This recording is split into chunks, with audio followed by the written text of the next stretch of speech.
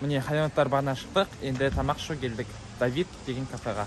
Бұл кафенің ерекшелігі менюі далада орналасқан. Қой біраз шешініп, тамақ ішейік.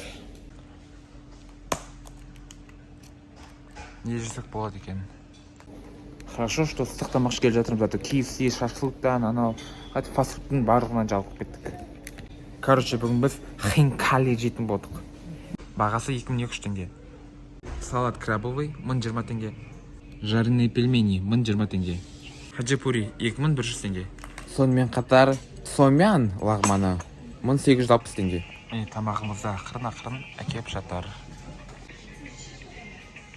Міне жареный пельменидің түрі, оған сметана әкеп берді. Сонымен қатар сомян өте дәмді көрінеді.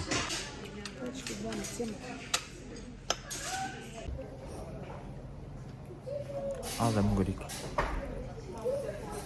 Жақсы екен. Жайде салат. Тоже бәрі жақсы. Және де острый лағман. Өте қатты острый екен. Және де ташкентский чай. Ал мен барлығына шай бердім. Енді өзім де ішейін деп жатырмын. Енді хачапурimiz да келді.